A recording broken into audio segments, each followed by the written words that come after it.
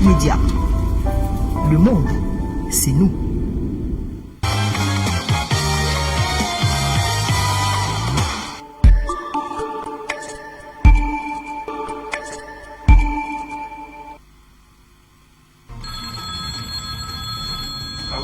Hello, you're on the program. Good day to you, sir.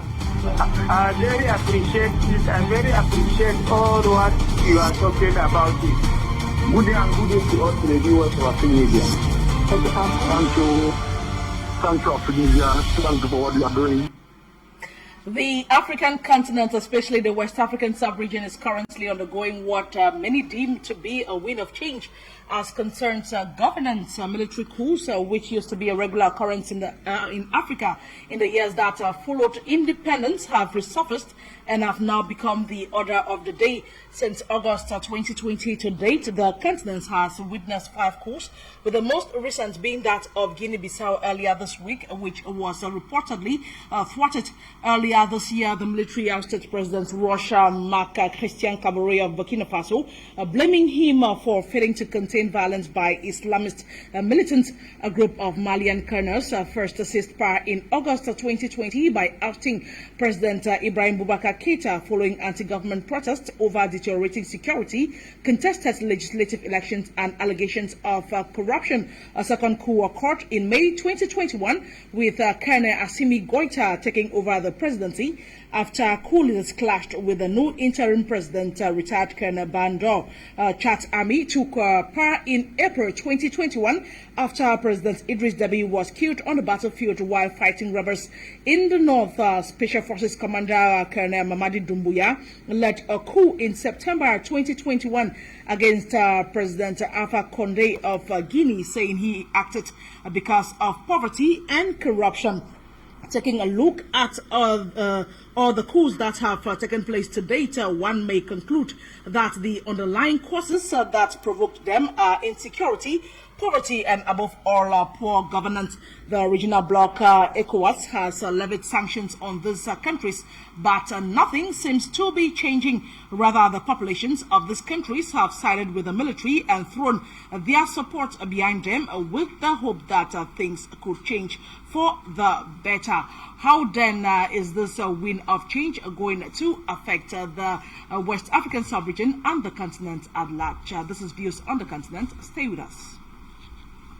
Hello, you're on the program. Good day to you, sir. I very appreciate it. I very appreciate all what you are talking about it. Good day and good day to all the viewers of Afrique Media. Thank you, Afrique Media. Thank you for what you are doing. It is always our pleasure to know you are watching Africa Media. Hello, everybody, and thanks for joining us on this other edition of Views on the Continent, where we take a look at very burning issues that are affecting the continent at this point in time.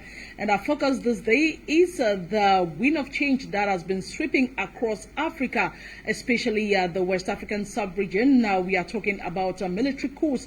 Now about 3 countries in the sub-region have witnessed coup d'etat in the last few months, and it seems to be continuing, with the latest being an attempted coup in Guinea-Bissau. However, that coup is said to have been thwarted. What then is happening in Africa with military coups happening now and then? That's going to be a point of discussion this day on the program. Now, military coups occurred in the continent some years that followed independence by most African countries, and after a while, this coups stopped. But now, coups seem to be the order of the day in the continent. So that is what we want to look at this day on the program, to see why this coup d'etats are occurring and what is actually happening on the continent, if these coup d'etats are affecting the continent negatively or positively, and what the way forward to see how good governance is being applied on the continent. And of course, we have a resource person with us this day to take a look at this very pertinent issue that has been taken hold of the continent in the past few months, and that's in the person of Mr. Andrin Atem Ebako. Hello, sir, and thanks for joining us on the program this day. Thank you very much, and all the viewers of Afrique Media. Thank you very much for this opportunity. Thank you for honoring our invitation. And in the minutes that follow, together with Mr. Atami Bako, we shall be dissecting why coups are occurring more recently in the continent, and what is the way forward, and what African leaders are trying to do to see how they can avert these coups or promote the coups, if at all it is something that is going to benefit the continent. And of course, this is an interactive program where you can always call and have your say, and when the time will come, our numbers will report on the screen so that you can call us and tell us what you think about the day's topic or any other issue that is affecting the continent at this point in time. But before we do that, let us first of all listen to this report done for us by Sharon Jigs, and in her report she's trying to find out why these coups have been occurring of late. Take a listen. Military coups have become the new norm in West Africa, as about 4 countries have been hit by this phenomenon, which to some is a disturbing factor and to others a liberating factor. Emboldened by popular anger, militaries in Mali, Guinea-Conakry, Burkina Faso, and a few days back an attempted coup in Guinea-Bissau, which the conditions are not yet clear, have taken matters into their hands.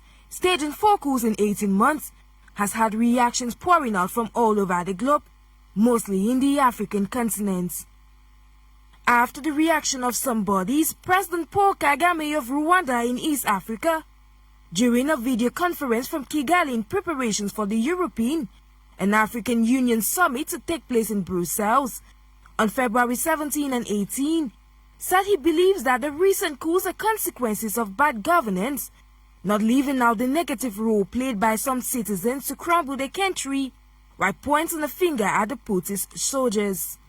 He said, if under a civilian government the situation deteriorates and people die, the problems accumulate and authorities use the military to rig the elections, who is to blame when the army overthrows these governments? I find it inappropriate to only criticize the military and not blame the civilians. We use them to hold on to power. I can imagine that it is from these kind of analyses that some say they are good and bad coups, Kagame said.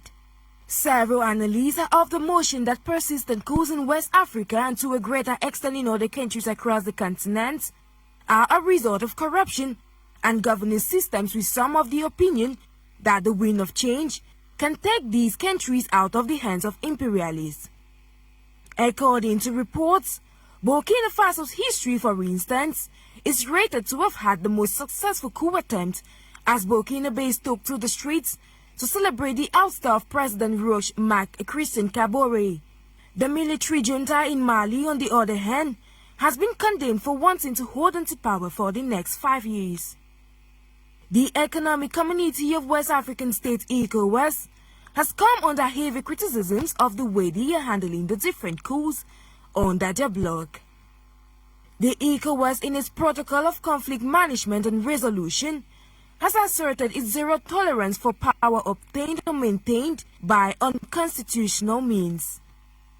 In the span of 18 months, ECOWAS has sanctioned countries like Guinea-Conakry, with Mali getting harsher sanctions.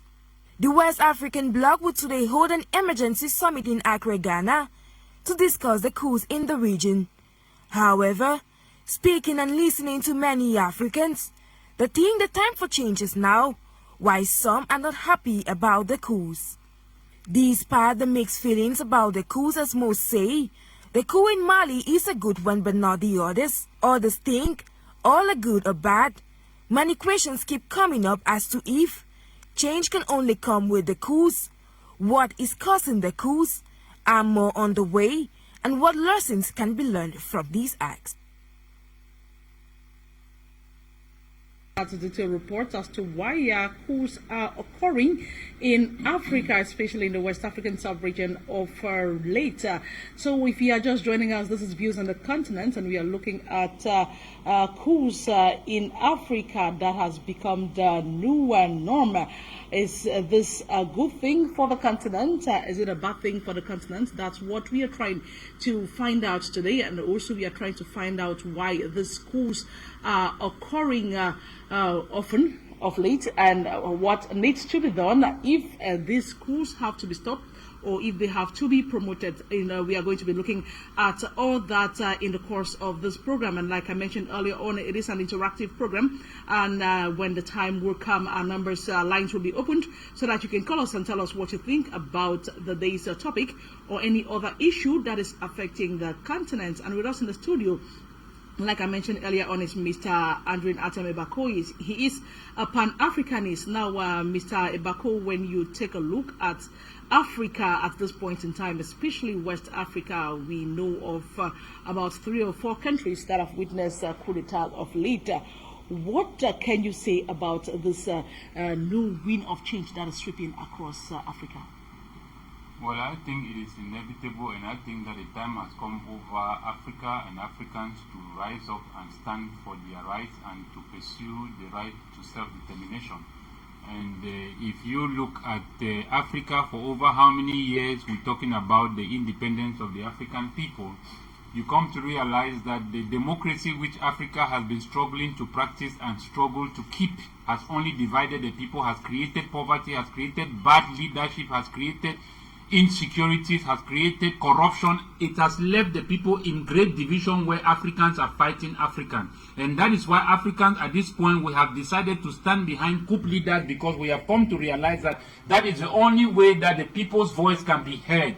We have seen that in Mali, we have seen that in Burkina Faso, we have seen that in Sudan, we have seen that in Guinea-Conakry and Guinea-Bissau. So what am I trying to say here is that if the ECOWAS was never voted by the Africans, if the AU was never voted by the masses of the African people, and the AU and the ECOWAS has been laying sanctions on all of these coup leaders and this nation, when yet the African people never voted them to power, that simply means that the Africans also have the right to decide to stand behind coup leaders without election. And that is why they are pursuing, like Asimi Goita is trying to say, that he has 5 years at least to see that the country has gained stability, the people know where the vision of the nation is going to, where everybody comes together to build an economy, build a nation whereby the Africans can find a future in their own countries. We are talking here of corporate America. We are talking here of multinationals that come in with heavy giant companies to loot out the resources of the nation. As a matter of fact, leave the people again in abject poverty. We have been running down this road trying to struggle to build a relationship with EU, UN, and the West. It has not worked for African people. As a matter of fact, Africa today has now become how will I call it, a market which is owned by very few people, where the masses live in an untold suffering, misery, diabolic situation where Africans are going through today, where the story today of Africa has become a one which people don't want to hear anymore. So Africans at this point, we are deciding to come together. We are deciding to build unison and understand that we have a common problem. And on the basis of this, our common problem, we have decided to come together to decide our own future. Because as a matter of fact, the masses you see today going out on the streets, standing behind all of these coup leaders, it is their future that we are talking about. So they want to be in charge of their own future. They want to have the right to self-determination. We want to build an Africa where it provides room for Africans to grow in Africa. We want to provide a society whereby Africans can be proud of their own culture, can be proud of their own identity, can be proud of their own nation, can be proud of their own personality, and can find a future in their own continent. But to live in countries where your nations are heavily rich, but they are heavily exploited by multinationals, where they appoint leaders as far as democracy is concerned. With all the divisions that democracy has created, it allows puppet leaders to come to power where they abide by rules and treaties to keep the existing interests of the imperialists in Africa at the detriment of the African people. And we have realized that allowing leadership in the hands of 3.3% or 15% of the people, it is a huge challenge, because they have not stood to reflect the demands of the people and the demands of their own society. So at this junction, Africans have decided, because they have understood today what is happening in Africa, that if they don't get into the place of decision making, if they don't get into the place of leadership, if they don't get to a place whereby their voices can be heard, they will perish in their own nation. So this is what Africans at this point are doing. And I want to believe that the military at this point is playing a very vital role in some of these countries because, like I keep saying, the military is always a medium between the state and the population. So whereby the government is not meeting the demands of the people. I mean, you cannot talk about African nation knowing how damn rich this nation are, but you go there, you find one of the most poorest people on earth in Africa, living with governments that are swimming in wealth, swimming in all kinds of how will I call it, resources, whereby these resources do not get to the people. This is what we are talking about today, and this is what they claim, that democracy, it gives people the right to freedom, it gives people the right to self-determination. This is the kind of democracy they are talking about, whereby it abuses the African people. It leaves the African people with no identity, with no sense of focus, with no future, no destiny, no education, no health. You go to some of these countries, health becomes a huge challenge, whereby the people do not even have access to medical attention, they do not have access to medical health, they do not even get good education. This is for the kind of democracy we are talking today in Africa. So we are tired of democracy, and we are saying that Africans today, we need to start learning to stand behind leaders that have the interest for the people. We must not go in to believe that we can only get leaders through election. It has never worked for Africa, and we are at the point whereby if we see any leader who has shown his desire and his will to sacrifice his life for the people, Africans worldwide needs to stand behind such leaders, and we don't need such leaders to be democratically elected. We will push them to power and let them declare themselves head of state or head of those nations and lead those nations to whereby bring the people up into the place whereby the people can feel that they belong in Africa. Africans today are living in Africa as foreigners. They are living in their own country as strangers, where you have foreigners that have more rights in Africa than Africans themselves. Africans are running out of Africa because of poverty. You build in systems that create poverty, that create instability, that creates sicknesses, that creates crimes. And the people who are the makers of these crimes are the ones that the laws are protecting. And those that are victims of these systems are the ones that the laws are punishing. We cannot be building policies and laws and systems in Africa which works against the African people. And that is why we are saying that we do not want, at this junction where we are in Africa, we are at war. We are underdeveloped. We are under civilized, and we are struggling to civilize ourselves and to find our own civilization and to identify ourselves by ourselves as Africans. In other words, to make Africa a place where all Africans can come together, like you are seeing today in Mali. In that crowd, you have Hindus, you have Buddhists, you have Baha'i, you have Christians, you have Muslims. Africans today have grown past that level where they have set aside the things that keeps them aside and divides them, in order for them to come together on the basis of the things that brings them together, so that they can overcome their own common struggles as a people, whereby they can provide for themselves what their government is expecting others to come and provide for Africans. It's another definition of a madman who expects another person to do for him what he can do for himself. Africans have come of age.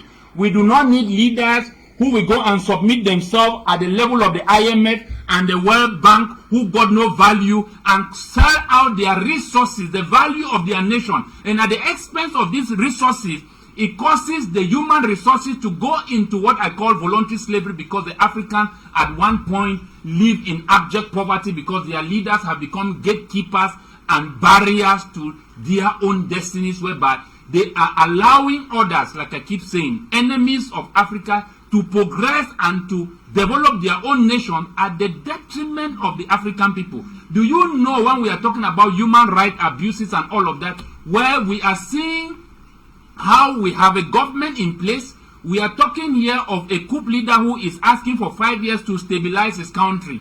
When Sankara took over power, nobody asked for election. When Mohammed Gaddafi took over power, nobody asked for election. J.J. Rawlings, nobody asked for election, but we saw what those people have done. Let this as democratically elected president, let them tell us these exploitations of the multinationals in Africa. How do we adjust and how do we amend those things in our parliament which are never discussed? And yet the Africans, like certain other countries, in every 10 years it produces almost 8 to 9 million poor Africans. And Africans are so rich, but yet they are poor in their own land. And this is what we are saying, that such leaderships, we do not want them anymore in Africa. We want leaders that will grow from the doors of the masses, that will lift up from the soils of the people, that come amongst the people and go with the people into the place of decision, into the place of leadership, into the place of destiny, so that it becomes a collective, a nation building, and not a one whereby we sit and we have presidents, we do not even know what is their vision, what is their goal, what are the agenda, what are the things that they are keeping as an inheritance for their own people. We are tired of such leaders. As a matter of fact, now in Africa, we are going to decide those that are going to be in charge of Africa. We are done with this system of democracy whereby it is set by the UN, set by the US, how we should have leaders elected in governments whereby such leaders become weapons of mass destruction against their own people. How do we go in a democratic election to elect presidents that come at the end of the day work against the African people? This is not what we want. We do not want elections anymore in Africa. And if any such country is having an election, let us go behind leaders and not politicians, people who have goodwill for their nation. Let us stand behind them and forget this game and business of politics. We are done with politics. It's a matter of life and death. In every battle, there are two things that happen. Either you are killed or you kill. And we are going to do so for self-defense if we must do in order to protect Africa. So they are leaving us with no choice than to step out on the street and fight for our rights. Thank you so much, Mr. Atem Ebaku. If you're just joining us, this is Views on the Continent, and we are talking about military coups that have come back to the fore in Africa. And like I mentioned earlier on in the program, we used to hear of military coups in the years that followed independence in the continent, and now this has resurfaced, and it is the order of the day, especially in the West African sub-region. So our lines are open. You can call us and tell us what you think about today's topic. What can be done? Is this the way forward for Africa to gain the position that it wants in the global context? Is this what is going to take Africa from the hands of so-called imperialists? That's the question we are asking this day on the program. Now, Mr. Atem Ebaku, do you think these military coups are what the continent needs at this point in time? And is it the right approach in solving the continent's problems? Well, as a matter of fact, looking at the structures in place and then looking at where we are coming from history, looking at our founding fathers, what they have done, and the level and numbers of assassinations that have been carried out in Africa by African leaders who sought or seek the interest for their own people, by the United Nations, by the US, and by the CIA and the FBI in Africa, due to democracy, where they build systems where it causes the people to go in divided ranks and then get in leaders that will always create division, tribalism, civil conflict, and then always do what I call regime change, where a leader does not accept to their interests or the treaties of the imperialists, then they find another way either to assassinate you or do what we call a regime change, like what we saw in Libya. So we have understood all of this game which democracy has brought to us. They had an evil intention from the very beginning in the 60s when Africa was being reborn by the West, at which time in America, in the South Georgia, where you have very barbaric and wicked human beings that killed black people in America, at which time America was in serious segregation, killing our people, selling children, using children to catch crocodiles in the sea, raping of black women. And here Africans were here celebrating an independence that has come with the condition of democracy. At this point, Africa, our generation as Africans, will never bypass this liberation. They may have succeeded with all these leaders, as we have built analysis that change will never come from this leader. It can only come from the masses of the African people. So we have assumed our responsibility. We know that the problems are caused by the imperialists, but we are the solution. So if we fail in applying this solution, which we know in what we must do as a people to overcome, then we even become more worse than the imperialists. So we are now assuming the responsibility that change lies in the African people. So that is exactly what the African people are doing. They are doing what they must do in order to survive, because that is the only way. If you allow your destiny in the hands of people like this democratically elected president, how does ECOWAS lay sanction on Mali? Is this not a taboo in our tradition? This is witchcraft in open daylight. So the UN and EU has decided to turn ECOWAS into a microphone to insult the African people. So we have assumed our position that ECOWAS will lose relevance in Africa. AU will lose relevance in Africa as far as the African masses are concerned, both home and abroad, because such organizations today have become promoters of imperialism in Africa. They have refused to stand behind the vision of our founding father, Asimi Goita, who sprang from the doors of J.J. Rawlings, Thomas Sankara, and many other founding fathers who have sought for the interest of the African people to make Africans self-sufficient. We know how Mali is rich in terms of natural resources, but the masses of its people live in abject poverty. This is a huge challenge whereby we are talking of nations that should be controlling currency. It should have been Africa because of its value it has. How does America control the value of the world by dollar when it has no value? These are the challenges that we need to ask ourselves, because if you are the one in charge, you should be the one to determine how your currency is going to function, how you are going to export your raw material or your finished product, and how you are going to run your economy and your politics. But Africa is not in that position because they have subjected Africa into what I call another dimension of systematic slavery at the level of the United Nations. As a matter of fact, we have had a vital founding fathers like Robert Mugabe of Zimbabwe, may his precious soul rest in peace. How much did he fight that if ever the United Nations is going to survive, they should give Africa 2 permanent seats to have what they call veto. The veto was not voted for these few nations to keep veto power. Why do they retain veto and they allow Africans to be marginalized and to be enslaved even at the level of the UN National Security Council? So if we must boycott the United Nations, let it be so. But this will take the unity of the African people to come together both home and abroad and build this unity so that Africa can begin to build its own system, its own economy, its own education, its own politics, so that we can learn to live together with the world by living apart, like how North Korea is doing. They are living with the world by living apart. And this is what we must do as a people if we have to protect our own identity.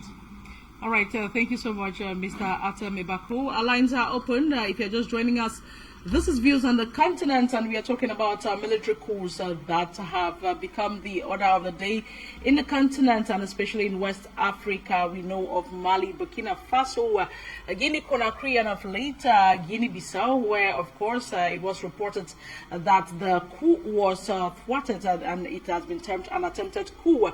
So we would like to hear from you. Our numbers on the screen. You can call us and tell us what you think about this phenomenon that is taking over the continent. Is it the right way for Africa to solve its problems, and how is it going to benefit the people of Africa? That's what we would like to find out from you. You can call us and tell us what you think about today's topic. Now, coming back to you, Mr. Asimi Goita, what, in your opinion, what do you think the current leaders in the continent are not doing right for this wind of change to be sweeping across the continent, and what form of governance do you think can go for Africa at this point in time? Well, like I said, we are underdeveloped, and at the same time we are at war. So at this time we cannot follow the normal procedures of how leadership is supposed to be. So what Africa needs right now is people like Asimi Goita, people like late Sankara. Okay. We need dictators. We need individuals who know what is good for their nation. We need strong men who can build and lift up the standards of their people, build a vision whereby it can harmonize and weld up all the differences of the nation, so that everyone knows their responsibility in order to develop that nation according to the vision that has been set in place. And all of these things takes time. It's not going to happen in a year. So Asimi Goita and all of these other coup leaders will need time, because this is what we need right now. As a matter of fact, we need coup leaders. We do not need democratically elected president, because today Africa has become now a football team where we are struggling between democratically elected president and coup leader. But we, the African people, we are standing behind coup leaders because, as a matter of fact, each time we go in to vote, people die. That's right. A lot of insecurities and conflicts, and then it creates what I call tribalism, and then it keeps pending conflicts to come even in the next presidential election. So we already know this road. We are tired of the road. We don't want this road anymore. We just want natural leaders who will come up as God-sent people. And then when we identify them, our people stand behind them, and it's period. Because if democracy is looking for the majority, already we have the majority in Mali, so there should be no need for elections. It's as simple as it is, because the idea of democracy is that we should go and look for majority. But each time we get majority, they all come from minority groups, which, as a matter of fact, you cannot say these are majority, because you cannot consider a 2 million population in a country of 26 million to become the majority. That's another form of madness. So now we have decided that since we can identify leaders that are natural, not artificial, not those ones who will come and make promises, we will build you schools, we will give you good health, we will build you good economy, we will create more jobs, and then when they get into power, it's only their own family and their personal life and the West that does well, and all those promises, it is all fulfilled in the West and not in Africa. So this kind of leaders is what Africa today is struggling now between coup leaders and democratically elected presidents. As a matter of fact, all those democratically elected presidents who are laying sanctions in Mali, what have they done compared to even what Asimi Goita has done for the few 2 or 1 year that he has been in power in Mali? We have seen how he has been able to push away the imperialists out of Mali. And this is what the ECOWAS should have been doing. That was a role that AU adopted from the OAU to decolonize Africa and harmonize all these 54 states in order to work together simultaneously as a body. We do not want Rwanda to do well while Cameroon is in conflict. This is not the kind of Africa we want. We don't want a monster where a tail becomes a head according to the definition of Western democracy, and I become a head according to the definition of democracy. We want a full body that each person knows his role and know what they must contribute in order to develop Africa. We want one Africa where all these nations, we don't want the nations to be identified separately. We want them to understand that this is Africa and Africa is for Africans. We don't want all these border barriers. We want dual nationalities, which opens room for Africans in the diaspora to have full access back to Africa. What kind of policies or democracy we are talking of, both home and abroad? In America, young unarmed babies, they will point guns of almost 20 police officers will be pointing gun at an unarmed black man just because he is a black man. We are tired of the West and their so-called democracy and their so-called friendship with Africa, when yet the kind of barbaric act they are carrying out over the Africans in the diaspora is untold and is unheard. Very wicked human beings. And these are the kind of people that Africans want to build alliance with. We are tired. We want leaders who know what is good for their people. Africans should go in, if it's in a moment whereby some accidentally they have to vote, vote in the one you know that is going to die for you people. These are the kind of leaders we need in Africa. We don't want leaders who will sacrifice their people just to stay alive. We want leaders like Asimi Goita, who is ready to die for his people just so that Mali should get free away from the hands of the French, and the Malians' resources can be used in developing the lives of the Mali or the Malian people and the African people in general. Thank you so much, Mr. Atabibako. Our lines are open. You can call us and tell us what you think about today's topic. Military coups are becoming a norm in Africa. What can you say about that? Is it the right way forward for the continent? We would like to hear from you. Our lines are open. We already have indications of our first caller on the line, Mr. Martin, calling us from Douala. Hello, sir, and thanks for joining us on the program.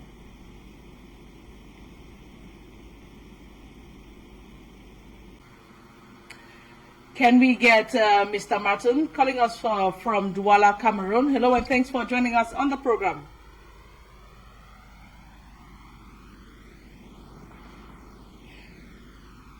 We seem to be having a little problem getting through to Mr. Martin. We keep calling, and we shall be getting your contributions in the minute that follow. And you can also call us wherever you are. Even you can call us and tell us what you think about today's topic. Now, Mr. Atome Bako, now let's take a look at what the regional body, ECOWAS, has been doing so far in trying to solve this issue of coups that have taken hold of the country, of the continent of late. We know ECOWAS has placed sanctions on most of these countries where coups have taken place. Do you think that is the right approach, and how is it going to help in solving the continent's problems, or the problems that these particular countries are facing at this point in time? Well, there is no doubt that the ECOWAS is defending democracy. That is the basic truth. That is the struggle the ECOWAS is having with these coup leaders and nations that are going through this transition. They want to protect democracy because it is this democracy that has made them to be what they are. And they feel that it is democracy that has given them relevance in their nation. If it were not democracy, Nana Addo will never be president because he does not have courage to become a coup leader. If it were not democracy, Buhari would not be a president in Nigeria. It's only because the imperialists keeps using this democracy to look the best team and the best players who will go there and keep their existing treaties, build organizations such as AU to continue or a continuation of imperialism or colonialism in Africa. That is the role of the ECOWAS. Because to see somebody who is taking sides with an enemy at the detriment of his own people in the name of democracy is another definition of madness. So the sanction that the ECOWAS is laying on Mali and all of these other nations, that is Guinea-Bissau, Burkina Faso, and so on and so forth, who elected ECOWAS? That is another question. Who elected the AU? It is not by the African people. As a matter of fact, it was not by the African people. So what gives the ECOWAS right or the audacity to lay sanction in a nation which is still fighting for its self-determination? A nation which is held captive by a very dangerous imperialist by history we know, France. A very wicked and diabolic how will I call it, colonial master. And then people have been able to rally themselves. The efforts the Malians did to reach at this level, the ECOWAS should have been applauding them and standing behind them, funding them, supporting them. As a matter of fact, when the Tigrayans were approaching Addis Ababa, AU left Africa. We did not hear a voice from AU. At the city of Addis Ababa, where the headquarters of the African Union is, which was built by the Chinese people, another taboo to the African people. This is where our leaders have been able to leave us. They have decided to enter into a cult called democracy, a secret society called democracy, to sacrifice and to offer their own people at the detriment of these wicked human beings.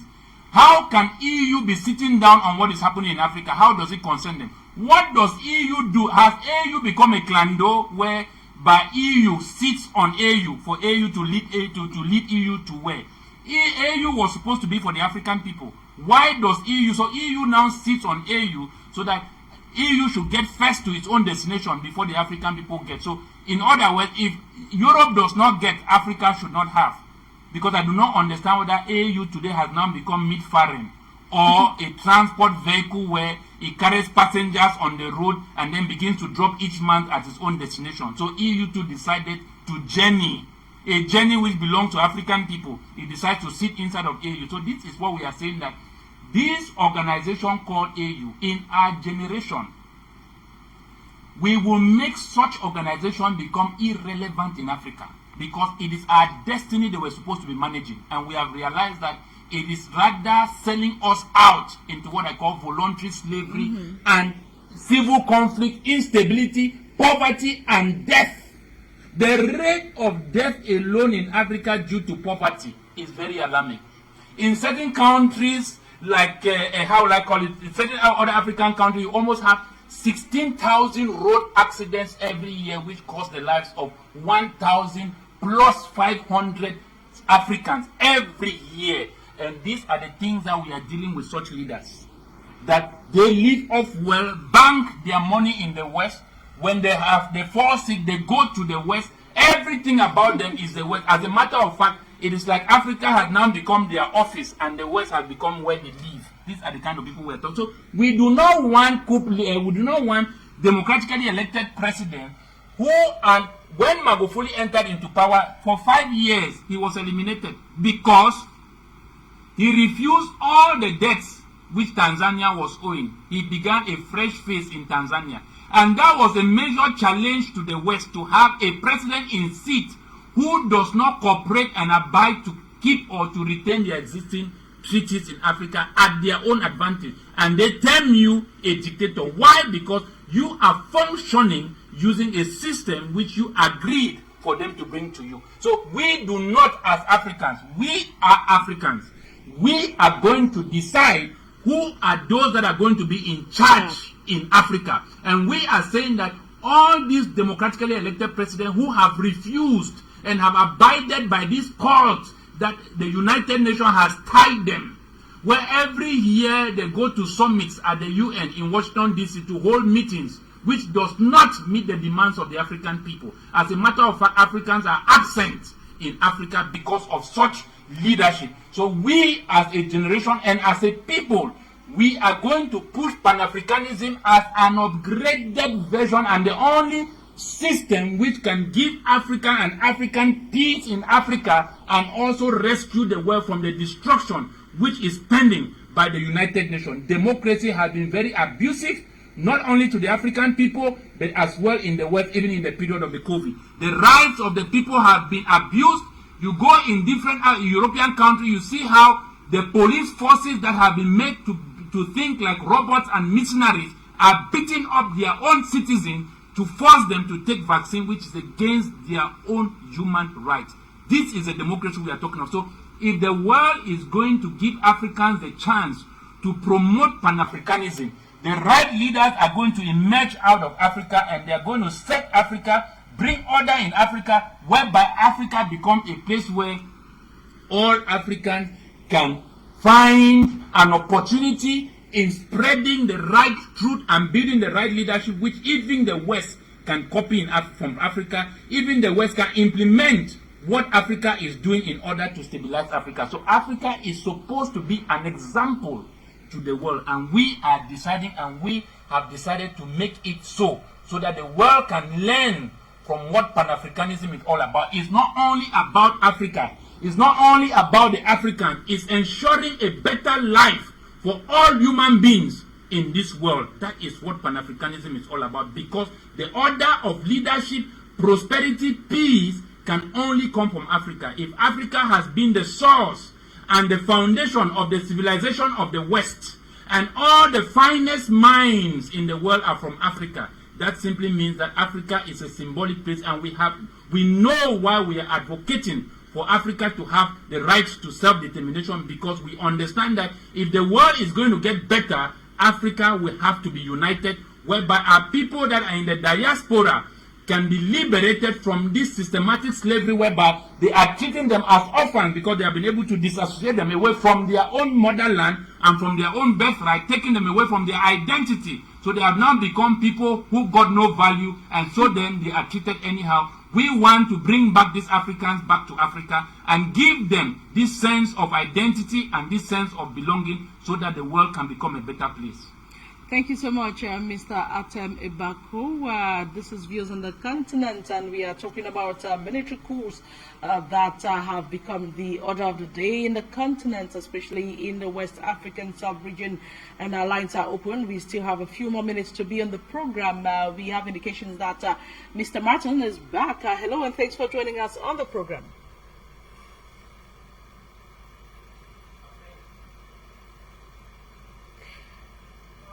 Is Mr. Martin there? Can we have Mr. Martin? Hello, sir, and thanks for joining us on the program. Hello, Laurencia and the panelists. I am Martin calling from Douala. Yes, Laurencia. Well, military coup so far they might not be the right move, but they might also act in some way in solving our own problems if so far our leaders and the so-called democracy have actually failed. If you look critically, Laurencia, you start asking yourself, democracy, we are bringing a leader to power. For what purpose? And what is he supposed to do within that period? We also ask ourselves whether the democracy that we so talk about, whether it is really effective in Africa. You just look at it, it is automatically another kind of a coup by a group of civilians. And all these things are always orchestrated by what? Western countries. Look at what happened even in Gabon. In less than no time, even before the election was even finished, or before they announced the result, France has already sent congratulations. That is a coup d'etat. A coup does not only mean the military. And when it goes to a certain level, we see the people have nothing. The people are powerless. Then now you see they start supporting the military. If at all, the military coup, it is actually genuine. But if it is genuine and it is from the people, then I think it is actually welcome. Let's not forget, Laurencia, that states are for what? States are for the citizens. The citizens are the owners of the states and not the so-called leaders or the president. The so-called leaders, they have just been given a mandate to manage. It's just like a company with a chief executive officer that have been appointed by the board of directors. So the people, they give that election for you to be their servant and to be able to fulfill the manifesto that you presented to them. If you cannot, then the people have a right to take a stance for you to go. And in Africa, is that possible that the people can demonstrate democratically and the leader goes? No. You see what happens when they get to power, or before they get to power, you see them very honorable, they bring a lot of manifesto, but when they get to power, automatically they use taxpayers' money against the very people that are paying the tax. So you look to Laurencia, increasingly there are no jobs. The youths are hungry. You look at, they have nothing to do. They are just there. They just come and sing praises and send out our resources to Western corporations, particularly France. Look at what is happening now in that side of Africa. Just what? French colonies. French colonies. That's what will tell you the imperialist crime that they are actually committed in those countries for decades. Look at what happened even to Thomas Sankara up to date, simply because he said he wanted a free Africa. A free country they wanted to use. Look at what happened to Magufuli, because he was advocating for his interest of his country, and they proved it that they have the resources can develop. Look at what happened to Gaddafi. All those, they are what? They are coups. They are not only coups when it's the military that has actually overthrown. What of it, the situation whereby we actually know the results of the election, but the president refused to go. And you see Western organizations, they start nominating and sending in their support, that they support him and giving him congratulations. That is a coup d'etat. So we not only look at the negative corner, but if they are just egoism for the military, they also want to be in power. You see, they start coming in and struggling to this and that. It is actually wrong. But when the mandate is coming from the people, I think it is right. And I think that the military coup, they will always be so very important, if at all they generate from the people, and if sincerely they have no link with colonial powers so far. If their main agenda is for them to actually use their military might to overthrow colonialism, I think it is actually welcome, like what happened in Mali. If in Mali, if the military in Mali, they're actually sincere and they're cutting off ties with France and other Western colonies to be able to form their genuine economy, I think it is actually welcome. It might not be a good approach, but we must only give back to Caesar what belongs to Caesar. You see them, the Western corporation, what do they talk about? Oh, they will help us militarily, or they will build us bases, or they are going to train us on counter-terrorism, and when there is thing in the continent, they are still there. You see, looking even where their interests are, all of them, they are there with their military might so far. Then you say the military should not come in. The military can actually come in to be able to gain the support of the people, to make sure that they defend them for their interest. Because all these things, two elephants are fighting. It is who are suffering? The normal civilians who have given the so-called puppet president's mandate. Once more, Laurencia and Co. Nice day. Mr. Maurice Martin, for your contribution. This is Views on the Continent, and we have a few more minutes to be on the program, and we are talking about military coups. We have another caller on the line. Hello, and thanks for joining us on the program.